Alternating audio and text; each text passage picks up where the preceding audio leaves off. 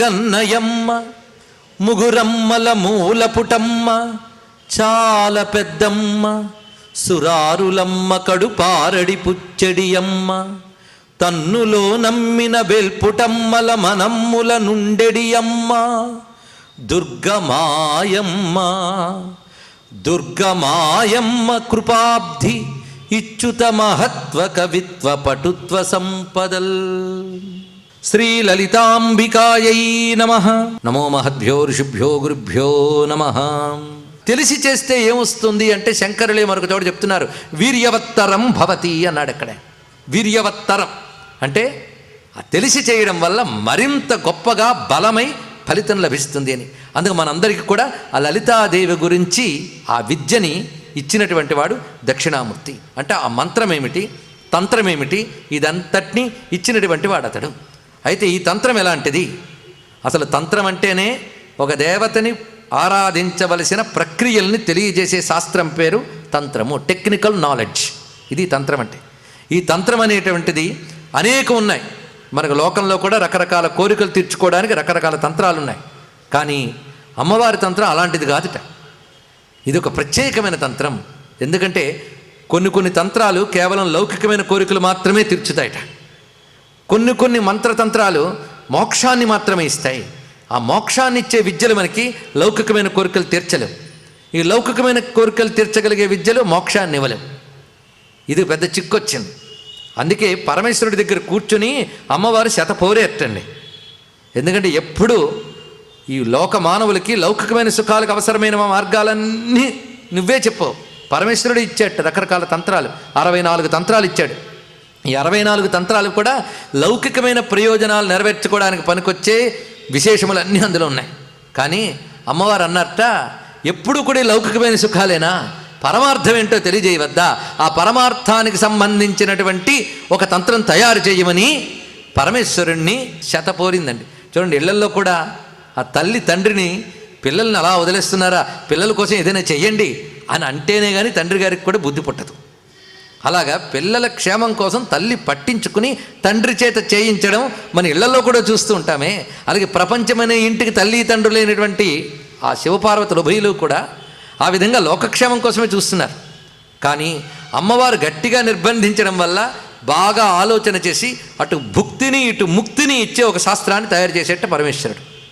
భుక్తి అంటే ఇహలోకంలో భోగములు, ముక్తి అంటే మోక్షము. ఈ రెండింటినీ ఇచ్చే ఒక తంత్రాన్ని తయారు చేయాలనుకుని అమ్మవారు అనడం వల్ల ఆయన తయారు చేశాడు. పునస్త్వద్ నిర్బంధాత్ అని అంటారు సౌందర్యలహరిలో శంకరుడు.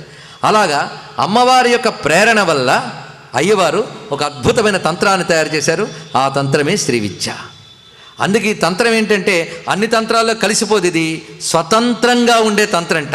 స్వతంత్ర సర్వతంత్రేసి దక్షిణామూర్తి రూపిణి. ఇప్పుడు తెలిసింది కదా ఆ మాటకు అర్థం.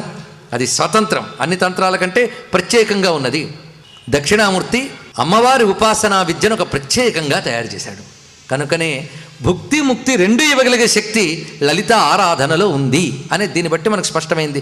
ఈ ఆరాధన విజ్ఞానాన్ని మనకి ఇచ్చిన వాడెవరు? సాక్షాత్తు పరమేశ్వరుడు ఈ జ్ఞానాన్ని ఇచ్చాడు, లేకపోతే మనకు తెలుస్తుంది ఇదంతా కూడా. కనుక అమ్మవారి విద్యని ఆవిష్కరించి ఇచ్చినవాడు దక్షిణామూర్తి, దాన్ని వ్యాఖ్యానించి చెప్పినవాడు హయగ్రీవస్వామి. ఇది తెలుసుకోవాల్సిన మరొక అందమైన మాట. శివుని యొక్క గురుమూర్తి దక్షిణామూర్తి అయితే విష్ణువు ధరించిన గురుమూర్తి హయగ్రీవమూర్తి. ఉభయులు కూడా బ్రహ్మ విద్యాస్వరూపులే, విద్యాస్వరూపులే. అంటే అటు శివుడు ఇటు కేశవుడు కూడా ఆచార్య రూపం ధరించి బోధించింది ఎవరిని? అమ్మవారిని. ఇక్కడ వారు ఉభయులు బోధిస్తున్నారు. అందుకే లలితాదేవి చరిత్రంతా కూడా చెప్పాడు హయగ్రీవుడు. లలితాదేవికి సంబంధించిన మంత్రాన్ని, దాని సూక్ష్మమైన రహస్యాల్ని, యంత్ర విజ్ఞానాన్ని బోధించాడు దక్షిణామూర్తి. ఉభయులు కూడా కలిసి మనకు చెప్పినది అమ్మ యొక్క పరిపూర్ణతత్వాన్ని. అందుకే ఇక్కడ హయగ్రీవస్వామి రూపంతో అమ్మవారి యొక్క దివ్య చరిత్ర చెప్తున్నాడు. అమ్మ చరిత్రని లీల అంటారు. చరిత్ర అనే మాట లౌకికమైన మానవులకి వాడవచ్చు, దేవతలకి వాడవచ్చు.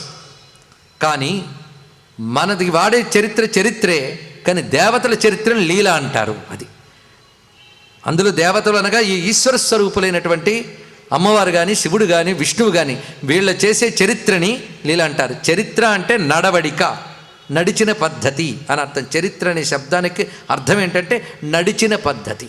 ఒకడు ఏ విధంగా నడిచాడు, ఏ విధంగా ప్రవర్తించాడు, దాని చరిత్ర అంటారు. కానీ భగవంతుడి చరిత్రని మనం లీల అనాలి. ఆయన ఒక అద్భుతమైన పద్ధతిలో తనను తాను ఆవిష్కరించుకుంటాడు, ఒక మంచి కథ నడుపుతాడు, తర్వాత తన అవతారాన్ని ఉపసంహరించుకుంటాడు. ఇది కూడా చరిత్రే. మనం పుడతాం, పెరగతాం, పోతాం. భగవంతుడు అవతరిస్తాడు, లోకాన్ని రక్షిస్తాడు, తిరిగి అంతర్ధానమవుతాడు. ఆయన చేసిన ఆ పని లీల అంటారు. అలాగా భగవంతుడు తనని తాను వ్యక్తపరుచుకుంటే లీల. ఇది కూడా ఈ ఒక్క వాక్యాన్ని మనం గుర్తుపెట్టుకున్న లీల అనేదానికి అర్థమవుతుంది. అసలు పరమాత్మతత్వం వ్యక్తం కాదు, నామరూపాలకు అతీతమై అత్యంత సూక్ష్మమి సర్వవ్యాపకమైన మహాచైతన్యం భగవంతుడు. అంటే వింటూ ఉంటే చాలా బాగుంటుంది, కానీ ఆ మహాచైతన్య అనుభూతులకు రాదు. అంతే కదా, సర్వవ్యాపకము, నిరంజనము, నిర్వికారము, నిర్గుణము అని చెప్తూ ఉంటే ఏవైనా మనకు అనుభూతిలోకి వచ్చిందా? క్లేశోధిక తరస్తేషాం అవ్యక్తాసక్త చేతసాం అని భగవద్గీతలో పరమాత్మ చెప్పాడు. అవ్యక్తము మీద ఆసక్తి పెడితే అది మహాకష్టం అన్నాడు. ఇక్కడ అవ్యక్తాన్ని పట్టుకోవడం మహాకష్టంట. అందుకు మీరు ఎందుకయ్యా కష్టపడతారు? ఆ అవ్యక్తమైన నేనే వ్యక్తమవుతూ ఉన్నాను కదా, వ్యక్తాన్ని పట్టుకొని ధరించిపోతానన్నాడు. అందుకు నామరూపాలకు అందని పరమాత్మ నామరూపాల్లోకి రావడమే లీల. అలాంటి ఒక దివ్యమైన భగవంతుడు చేసిన లీలల్లో ప్రతిదీ మనం స్మరించుకుంటూ తరించిపోతూ ఉంటాం. అలా అమ్మవారు అనేక సమయాల్లో లీలల్ని చేశారు. అంటే జగద్రక్షణ కోసం ఆవిడ తనని తాను ప్రకటించుకుని ఒక అద్భుతమైన చరిత్రను మనకు చూపించారు. ఈ చరిత్ర ద్వారా అమ్మవారు చేసిన పని ఏమిటి అంటే, అప్పుడు లోకరక్షణ చేశారు, ఇప్పుడు స్మరించిన వారిని వాళ్ళకి ఆత్మోద్ధరణ చేస్తున్నారు. కనుక ఒకప్పుడు వాళ్ళు చేసి వెళ్ళిపోయినవైనా ఇప్పుడు మనల్ని తరింపజేస్తున్నాయి. అది ఇందులో గొప్ప విషయం. ఏనాడో రామచంద్రమూర్తి అవతరించి రావణ సంహారం చేశాడు, కానీ ఇప్పుడు ఆ రామాయణం చదువుకుని మనం బాగుపడుతున్నాం. ఆ కాలంలో వాళ్ళే కాదు, ఎప్పటికైనా. అందుకే ఒకప్పుడు భగవంతుడు చేసిన లీల ఎప్పుడూ ప్రపంచాన్ని కాపాడుతూ ఉంటుంది. అలా ఇక్కడ అమ్మవారు జగద్రక్షణ కోసం చేసినటువంటి దివ్య చరిత్ర, ఆవిడ ఆవిర్భవించడం, ఆ పని చేయడం, తిరిగి తన స్వధామంలో లీనమవడం, ఈ దివ్యమైన చరిత్రలోనే అమ్మ ఆరాధనా పద్ధతులు, అమ్మ స్వరూపం మనకు ఆవిష్కరింపబడుతుంది. అలాగే అవ్యక్తం వ్యక్తమైతే లీల, ఆ లీలనే మనం చెప్పుకుంటున్నాం. లీలాక్లుప్త బ్రహ్మాండ మండల బాలా లీలా వినోదిని. ఇప్పుడు లీల శబ్దానికి ఎన్నో అర్థాలు చెప్పుకున్నాం. భగవంతుడి చేష్ట అనొకటి, ఒక ఆటగా చేసే పని అని చెప్పుకున్నాం లీల అంటే. పైగా ఆటగా చేయగలిగేది ఎవరు ప్రపంచంలో? భగవంతుడే ఏ పని చేసినా ఆటగా చేస్తాడు. అమ్మవారికి ఒక పేరుందండి, దేవి అని. ఎప్పుడైనా విన్నారా? దుర్గాదేవి, లలితాదేవి. అసలు దేవి అనే పేరే అమ్మవారిది. అసలు ఇవన్నీ తర్వాత లలిత, దుర్గా, లక్ష్మి అని మనం కలుపుకున్నాం, కానీ ఆవిడ అసలు మాత్రం దేవి. ఈ దేవి అనే మాట సామాన్యం కాదు, పెద్ద మంత్రం అది. అందుకే నమో దేవ్యై మహాదేవ్యై శివాయై సతతం నమః నమః ప్రకృత్యై భద్రాయై నియతాః ప్రణతాస్మతాం అని మనం నమస్కారం చేసుకుంటున్నాం. అందుకే ఆవిడ దేవి. దేవి అనగానే దేవతల్లో ఒకరు కాదు ఆవిడ, దేవతలకు కూడా ఆవిడే దేవత. అందుకే సమస్త దేవతలకి దేవి గనక ఆవిడని మహాదేవి అన్నారు. నమో దేవ్యై మహాదేవ్యై శివాయై సతతం నమః. ఇది అయితే ఇక్కడ దేవి అనే మాటకు అర్థం ఏమిటి అంటే, దివ్ క్రీడాయాం అనే ధాతువు ప్రకారంగా దేవి అంటే ఆడుకునేది అని అర్థం అండి. చక్కటి మాట. కనుక లీలా అనే మాటకు అర్థం ఏమిటో, లీలామయి అన్నా దేవి అన్నా ఒకటే అర్థం. ఆవిడ ఆడుకుంటుంది. ఆడుకోవడం అంటే అర్థం ఏంటి? ఆటకి అవసరం ఉండదు. ఏదైనా ఆడుతున్నామంటే ఆట వల్ల ఏదో మనకి పెద్ద ప్రయోజనం ఏమి ఉండదు.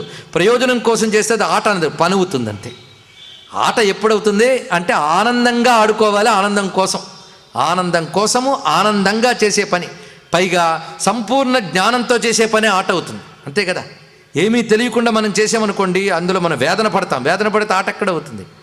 కనుక చేస్తున్నదంతా అంటుకోకుండా చేసే పని ఆట, పూర్తి జ్ఞానముతో చేసే పని ఆట, పైగా అలవోకగా చేసే పని ఆట, ఆనందంగా చేసే పని ఆట. ఆటకి ఎన్ని అర్థాలు చెప్పని చూసారా? అలాగే ఈ ప్రపంచంలో ఆ తల్లి సృష్టి స్థితి లయాది అన్ని కృత్యాలని అలవోకగా చేస్తుంది, ఒక ఆటలా చేస్తుంది ఆ తల్లి. ఆవిడ ఆడుకుంటూ తిప్పుతోంది ప్రపంచాన్నంతటినీ. కనుకనే దేవి అంటేనే లీలాస్వరూపిణి అని అర్థం. ఆ లలితాదేవి లీలలే ఆమె యొక్క అద్భుతమైన చరిత్రలు. ఆ చరిత్రల్ని ఇక్కడ చెప్తున్నాడు హయగ్రీవస్వామి. ఆయన వివరించినది ఏమిటి? ప్రశ్న ఏమిటి? అగస్త్యుడు అడిగిన ప్రశ్న ఏమిటండి? ఈ కలియుగ మానవులు ఎలా తరిస్తారు? ఇది కదా ప్రశ్న. అప్పుడు ఆయన, నువ్వు ఏ క్షేత్రంలో కూర్చున్నావో ఆ క్షేత్రంలోనే నేను చెప్పబోయే తల్లి ఉన్నదయ్యా. కామాక్షి నామంతో ఆ తల్లి ఇక్కడ ఉన్నది లలితాదేవి. ఆ తల్లి యొక్క స్వరూపం చెప్తున్నాను. ఆ తల్లిని ఎవరు త్రికరణ శుద్ధిగా ఆరాధన చేస్తారో వారి హృదయాల్లో అమ్మ ప్రవేశించి కలికల్మషములు లేకుండా చేస్తుంది. కలికల్మషాలు లేకుండా అయితే శుద్ధమైన చిత్తంలో ఆవిడ జ్ఞానరూపంగా ప్రకాశించి కైవల్యాన్ని అనుగ్రహిస్తున్నది, మోక్షాన్ని ఇస్తున్నది. అందుకే సులభముగా మోక్షమును ఇవ్వగలిగేటటువంటి గొప్ప విద్య అమ్మని ఆరాధించే విద్య, అదే శ్రీ విద్య. అది సాక్షాత్తు మోక్షదాయకమైన బ్రహ్మ విద్యయే. అందుకే ఆత్మవిద్య, మహావిద్య, శ్రీ విద్య, కామసేవిత. ఇలాంటి బ్రహ్మ విద్య కనుక ఆత్మవిద్య అని పెట్టారు దానికి పేరు. బ్రహ్మ విద్యా స్వరూపమే శ్రీ విద్య. పైగా బ్రహ్మ విద్య అంటే మహా కష్టం. కానీ లలితాదేవిగా అదే బ్రహ్మమును మనం ఆరాధిస్తే సులభంగా ఆ తత్వాన్ని తెలుసుకోగలం. కనుకనే భుక్తి ముక్తి రెండూ ఇవ్వగలిగినటువంటి ఆ లలితాదేవి ఆరాధన వల్ల ఈ కలికల్మషములన్నీ నశించబడతాయి. అందుకే మీకు లలితా సహస్రనామాల్లో కలికల్మష నాశిని అనే నామం ఉన్నది. లలిత త్రిశతులు కూడా ఇదే నామం కనబడుతున్నది. కలికల్మషాలని పోగొట్టే తల్లి. ఆ చరిత్ర చెప్పుకోవడం వల్ల మనకి, మనమున్న చోటుకి, మన దేశానికి క్షేమం కలుగుతుంది. కనుక ఈ యజ్ఞం భారతదేశ క్షేమానికి ఉపయోగముగ్గాక అని ప్రార్థన చేసుకుందాం మనందరం కూడా. కలికల్మషాలు పోవాలి, అది కదా కావాల్సింది. అందుకే కలికల్మషాలు ఉన్నాయి, ఎలా తరిస్తామంటే భయపడక్కర్లేదు, అమ్ముంది కదా, అది ధైర్యం కావాల్సింది. ఆ తల్లి ఉన్నది మనకి. అందుకు ధైర్యంగా అమ్మా అని ఆ లలితాదేవిని ఆరాధించగలిగితే మనల్ని అనుగ్రహిస్తున్నది. ఇప్పుడు ఆ తల్లి ఎవరు, ఎలా ఆరాధించాలి, దీన్ని చెప్పబోతూ ఉన్నాడు హయగ్రీవ స్వామి. చెప్తున్నారు అగస్త్యులతో, సావధాన చిత్తుడివే వినవయ్యా అన్నట్ట. సావధానం అంటే ఏకాగ్రత అని అర్థం. ఏకాగ్ర చిత్తంతో వినవయ్యా అని అంటున్నాడు. విషయం విలువైనదైనప్పుడు గురువు అలా చెప్తాడు, అది దాని యొక్క లక్షణం. మామూలుగా తీసుకోకుండా దీన్ని మరింత ఏకాగ్రంగా తీసుకో. ఇంకో మాట చెప్తాడు ఇక్కడ, ఇది వినడమే పెద్ద ఉపాసన అయ్యా అన్నాడు. ఇక్కడ అమ్మవారి చరిత్ర వినడమే ఒక ఉపాసన. అంతేగాని చరిత్ర విని రేపటి నుంచి ఏదో చేస్తాం అని కాదు. నియమబద్ధంగా ఆటంకం లేకుండా ఇది వింటే దీని ఫలితం ఏమిటనేది మీరే మీ జీవితాల్లో చూసుకోవచ్చు. అంత అద్భుతమైన ఫలితం ఉన్నది దీంట్లో. అందుకు హయగ్రీవ స్వామి తాను ముందు ధ్యానంలో ప్రవేశించేట అమ్మవారిని ధ్యానించి అప్పుడు అమ్మ ప్రేరణ అయింది నీకు చెప్తున్నాను అన్నట్ట. ఇది చాలా చిత్రమైన మాట అండి. ఇలాంటి మాట త్రిశతిలో కూడా మనకు కనిపిస్తుంది. అడుగుతాడు అగస్త్యుల వారు, నాకు అన్నీ చెప్పవు కానీ సహస్రనామాలు చెప్పవేమి, అలాగే త్రిశతి వచ్చినప్పుడు త్రిశతి చెప్పవేమి అంటే కొంచెం చెప్పొచ్చో లేదో ఆలోచిస్తానన్నట్టండి.